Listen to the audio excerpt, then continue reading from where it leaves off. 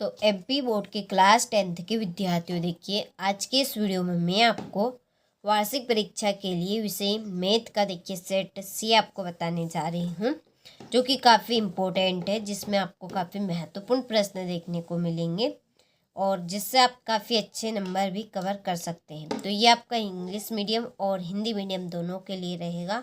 यहाँ पर कुछ निर्देश दिए हैं, स्क्रीनशॉट के माध्यम से यदि आप पढ़ना चाहें तो इनको पढ़ सकते हैं। चलिए तो वीडियो को हम शुरू करते हैं बिना किसी डाउट के। तो देखिए यहाँ पर मैंने फिल कर दी है ताकि आप सभी का ज़्यादा समय बर्बाद ना हो। पहला प्रश्न है, -2 एवं 5 के शून्यक वाले बहुपदों की संख्या होगी कितनी 3 से अधिक। दूसरा है, जब a1/a2 बराबर b1/b2 बराबर नहीं है c1/c2 तो समीकरण निकाय a1x plus b1y plus c1 बराबर 0 तथा a2x plus b2y plus c2 बराबर 0। तो ये आपका कौन सा समीकरण रहेगा? तो इसका हल जो रहेगा वो रहेगा कोई हल नहीं। देखिए यहाँ पर मैंने 2 कंडीशन और लिखी, बस केवल 3 कंडीशन है। इन 3 कंडीशन के द्वारा आपको सवाल को हल करना रहता है और ऑब्जेक्ट भी आपके पूछे जा सकते हैं। ठीक है, जैसे कि यहाँ पे आ गया आपका एक ऑब्जेक्ट। तो देखिए पहली जो कंडीशन है, देखिए यहाँ पर यदि इस तरह से पूछा जाए कि a1/a2 बराबर नहीं है b1/b2 बराबर c1/c2 नहीं है, तो ठीक है ये आपका रहेगा एक आदित्य हल। कौन सा हल रहेगा? एक आदित्य। और जब ये तीनों ही बराबर रहते हैं तो इस कंडीशन में आपका हल रहेगा अनंतः अनेक हल। ठीक है, कौन सा हल रहेगा? अनंत अनेक हल। ठीक है, चलिए इसके बाद में क्वेश्चन नंबर 3 कि यदि धूप में खड़े एक व्यक्ति की छाया उसकी ऊंचाई 20√3 गुना हो तो उस समय सूर्य का उन्नयन कोण होगा। तो उस समय आपका सूर्य का उन्नयन कोण होगा 30 डिग्री। चौथा है, वृत्त का चाप, वृत्त की त्रिज्या और चाप द्वारा केंद्र पर बने कोण में क्या संबंध है? इसका आंसर है आपका चाप इक्वल कोण इंटू त्रिज्या।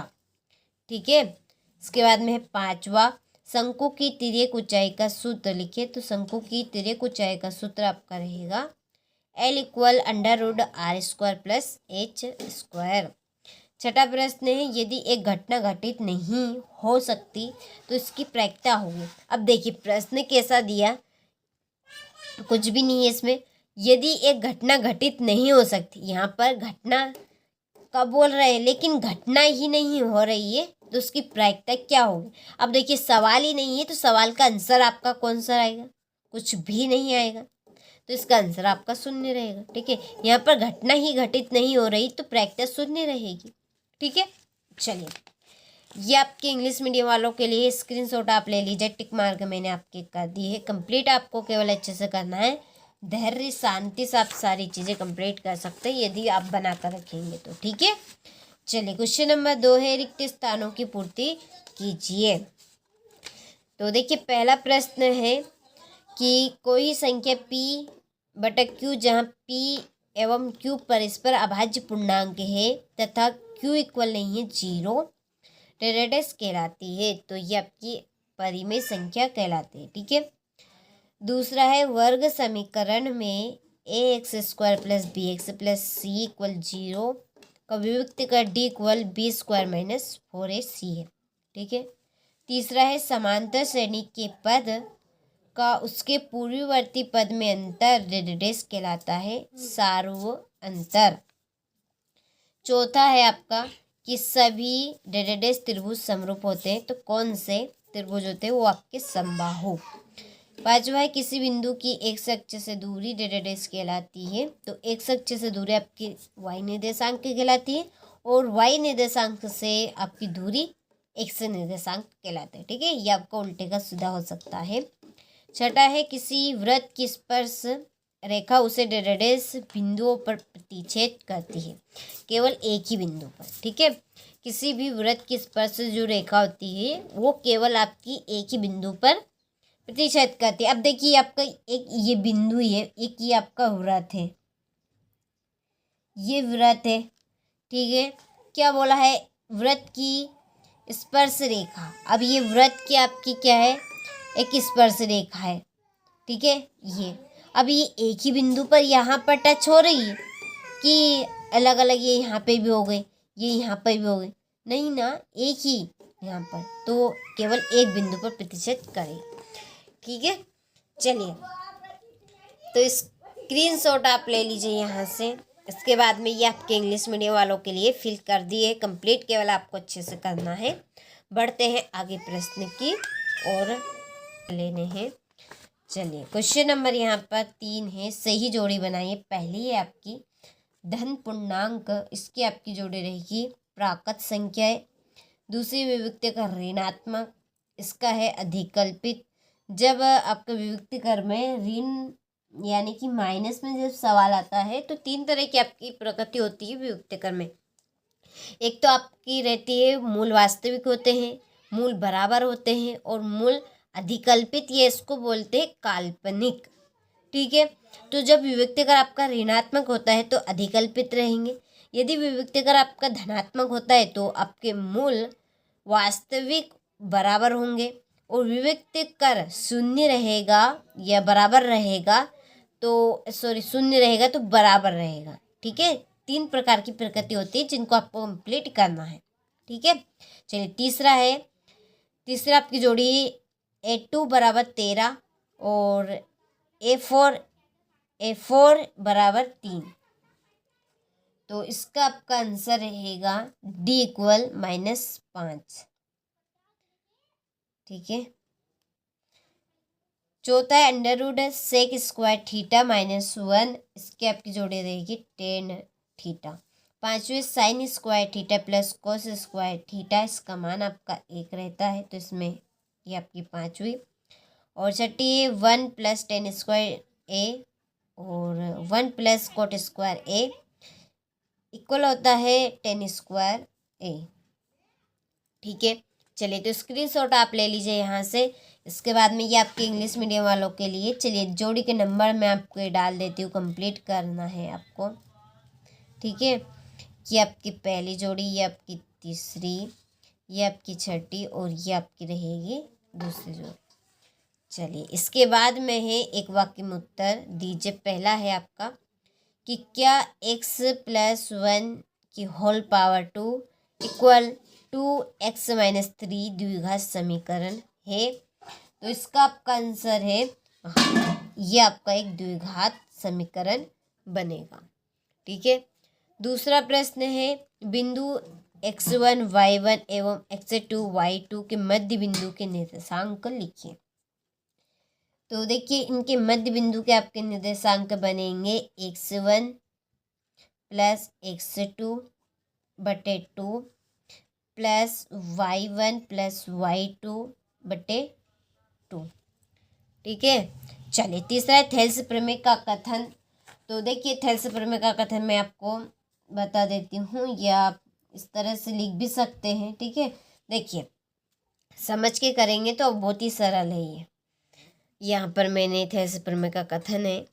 देखिए, पाइथागोरस प्रमेय, या इसको पाइथागोरस प्रमेय या थेल्स प्रमेय भी इसको कहते हैं। तो इसका कथन क्या है, तो देखिए, किसी समकोण त्रिभुज में कर्ण का वर्ग अन्य 2 भुजाओं के वर्गों के योग के बराबर होता है, ठीक है। देखिए, यहाँ पर मैं आपको चित्र के माध्यम से समझा देती हूँ।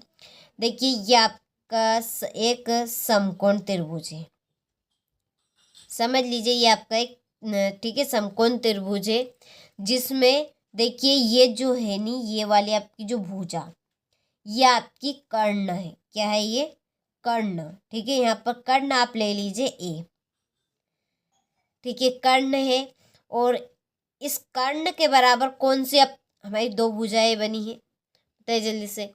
एक तो ये हो गई और एक ये।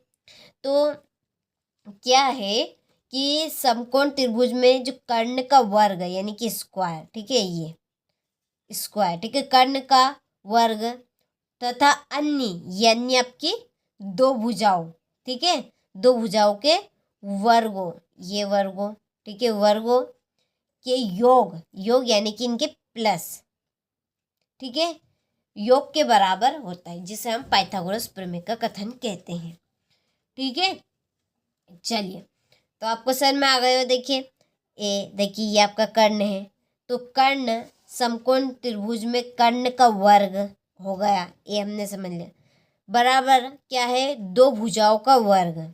दो भुजा कौन से आपकी, एक तो ये हो गई लंब और ये आपका आधार हो गया, समझ लीजिए लंब और ये आधार। तो ये आपकी ये होगी बी हो, समझ लो, वर्ग प्लस सी। ये प्लस क्या योग है, इन दोनों के योग के बराबर होता है, जिसे हम क्या कहते हैं, थेरसेप्रमेय का कथन कहते हैं। ठीक है, चलिए तो स्क्रीनशॉट आप यहाँ से ले लीजिए और कथन को कंप्लीट जरूर कीजिएगा। इसके बाद में दृष्टि रेखा की परिभाषा लिखिए। तो देखिए दृष्टि रेखा की जो परिभाषा है ना, वो भी बहुत ही सिंपल है। देखिए वस्तु और हमारी आँख से मिलने वाली रेखा को हम क्या कहेंगे, दृष्टि रेखा कहेंगे। देखिए ये हम है, समझ लीजिए, और ये आपकी कोई सी भी वस्तु है यहाँ पर। ठीक है, अब ये हम है, समझ लीजिए ये हमारे आँख है। ठीक है, ये आई से, अब वस्तु और हमारी आँख, ठीक है, इसके बीच में जो ये रेखा बन रही है, ये मिलने वाली जो रेखा है, इस रेखा को ही हम क्या कहेंगे, दृष्टि रेखा कहेंगे। ठीक है, ये रेखा आपकी, ये हम, ये वस्तु, तो वस्तु और हमारी आँख से जाने वाली जो रेखा है ना, इस रेखा को हम दृष्टि रेखा है। चलिए परिभाषा हम यहाँ पे लिख लेते हैं। तो देखिए यहाँ पर मैं लिख देती हूँ, वस्तु और हमारी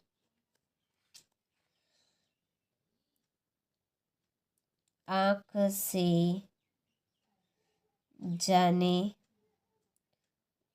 वाली रेखा, ये इसका आंसर है। ठीक है, और मैंने थेरसेप्रमेय कथन तो आपको बता ही दिया है, तो ये आपकी क्या कहलाएगी, दृष्टि रेखा कहलाएगी।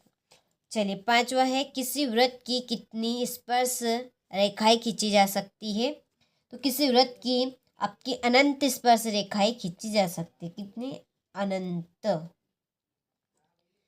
चलिए तो स्क्रीनशॉट आप ले लीजिए यहाँ से। इसके बाद में देखिए क्वेश्चन नंबर हमारा 6 है।